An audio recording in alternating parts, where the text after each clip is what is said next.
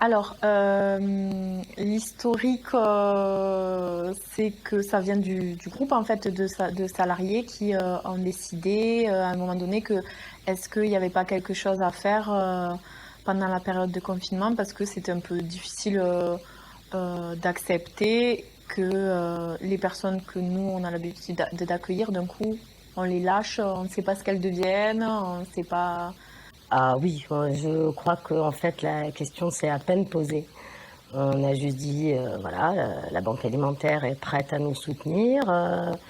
Est-ce qu'on y va? Est-ce qu'on tente l'expérience? Et on a tous été tout de suite d'accord, oui. Pour essayer de se dire qu'est-ce qu'on peut mettre en place vraiment pour pouvoir nous aussi peut-être effectivement intervenir dans cette période-là et continuer notre mission à TO7, être là auprès de ceux qui ont des besoins et comment on peut les accompagner aussi au cœur de leurs difficultés et dans cette situation très particulière de la crise sanitaire. Qu'est-ce qu'on fait pour manger? Qu'est-ce qu'on fait pour vivre? On ne peut pas aller faire les courses. On ne peut pas aller ici. On ne peut pas aller là parce qu'on n'a pas d'argent. Parce que tout est fermé. Qu'est-ce qu'on a pour vivre? Pour manger? Et donc, ça a été aussi leur initiative. Et de leur initiative, on a pu dire, ben voilà, qu'est-ce qu'on peut faire aujourd'hui pour que les gens puissent respirer aussi? Pour moi, c'était totalement nécessaire puisque toutes les assos à côté étaient fermées. Les personnes ne pouvaient plus se nourrir. Et en fait, on s'est aperçu au fur et à mesure des distributions, en fait, que chaque jour, chaque semaine, il y avait de plus en plus de personnes et plus en plus de familles, plus en plus de personnes qui avaient faim, en fait.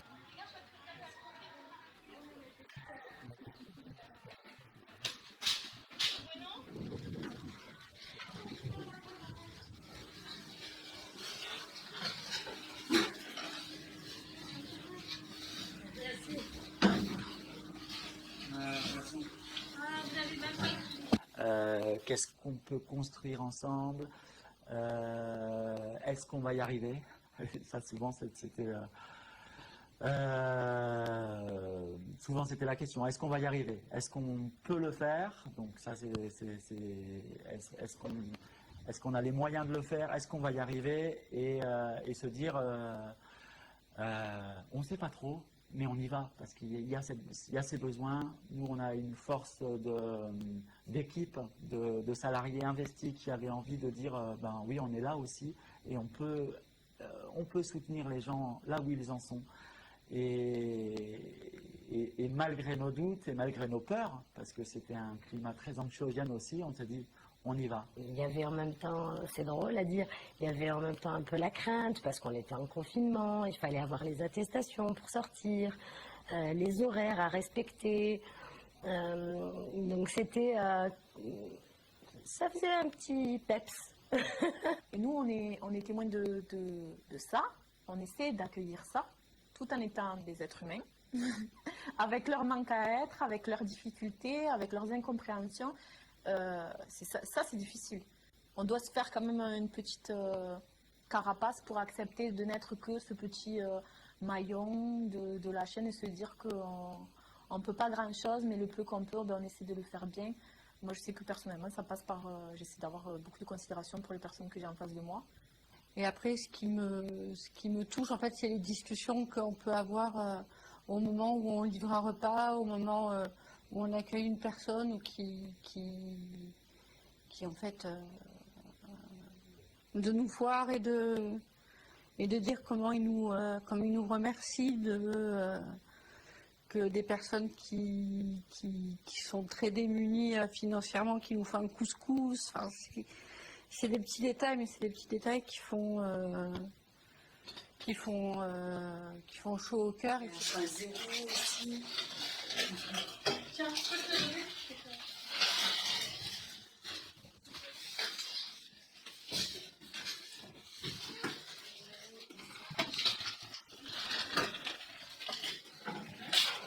qu'on est utile.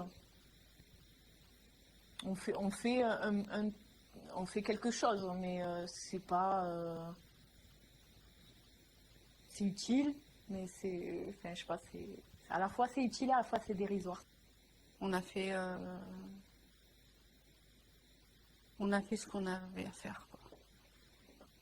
De l'aide, mais pour moi, c'est pas de l'aide humanitaire, c'est vraiment c'est de l'aide.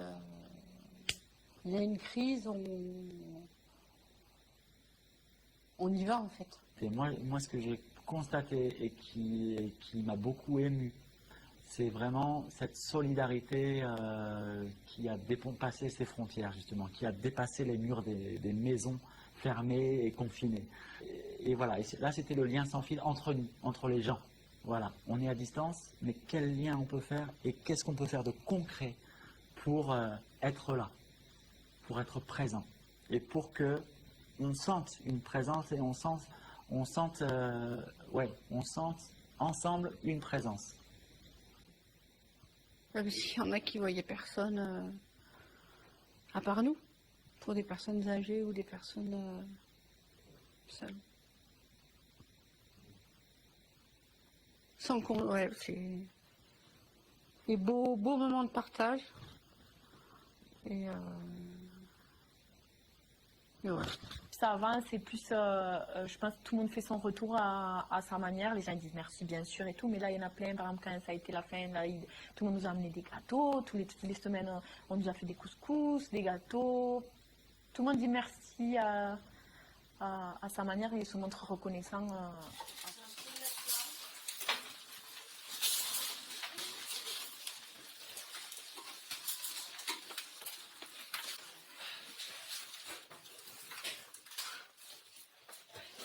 Oh, il y a du pâté. Je l'ai bien servi. Ça se met avec l'eau. Toujours un lieu pour rien, toujours.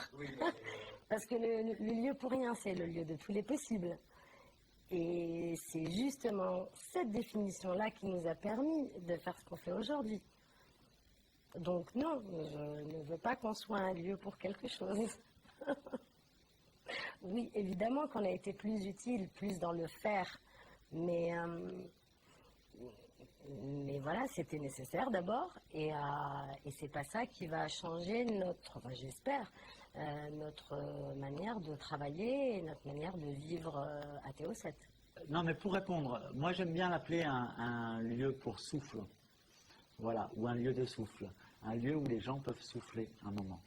Et je pense que plus que pour rien, effectivement, parce que là, il y a quelque chose à donner. Et les équipiers et les salariés ont quelque chose à donner aussi, à redonner un souffle, une respiration.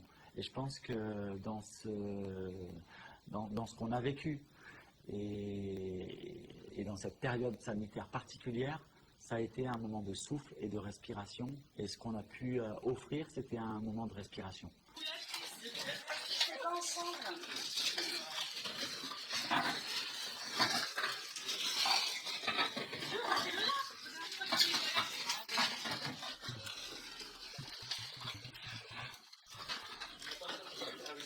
J'espère effectivement que tout ça, tout le système qu'il y avait auparavant change, mais je sais que c'est faux. C'est faux.